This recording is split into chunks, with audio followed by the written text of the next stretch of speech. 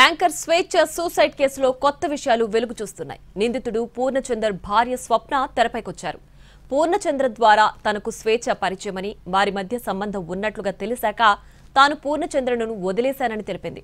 స్వేచ్ఛ కూతురు చేస్తున్న ఆరోపణల్లో నిజం లేదన్నారు స్వప్న. స్వేచ్ఛ కూతురును పూర్ణచంద్ర సొంత కూతురులా చూసుకున్నాడని తెలిపింది. స్వేచ్ఛ తనను మానసికంగా టార్చర్ చేసిందని, పూర్ణచంద్రను బ్లాక్మెయిల్ చేసిందని స్వప్న ఆరోపించారు.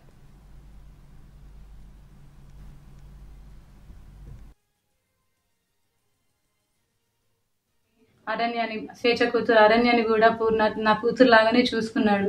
నాకు తెలియకుండా పిల్లలని ఆమె దగ్గరికి తీసుకొని వెళ్ళి ఆడిపిస్తుంటే వచ్చేవాడు. తర్వాత నాకు నా పిల్లలు చెప్పారనమాట, అమ్మ ఒక అక్క దగ్గరికి వెళ్ళి ఆడుకుంటున్నాను, ఒక ఆంటీ ఉన్నది, ఒక ఆంటీ నన్ను అమ్మ అని పిలవమని చెప్పింది అని చెప్పేసి నా కూతురు చెప్పింది. నా కూతురు చెప్తే నాకు తెలిసింది. ఇంకా అప్పుడు నాకు తెలియదు, ఆమె తన వెనకాల ఎవరుండి చెప్పిస్తున్నారో కూడా నాకు తెలీదు.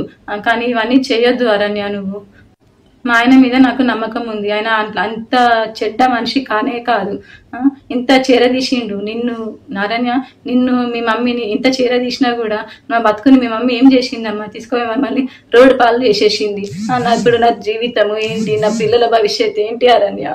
నాకు కోర్టు మీద నమ్మకం ఉంది. మా ఆయన నిర్దోషి. నేను ఆయన ఎలాగైనా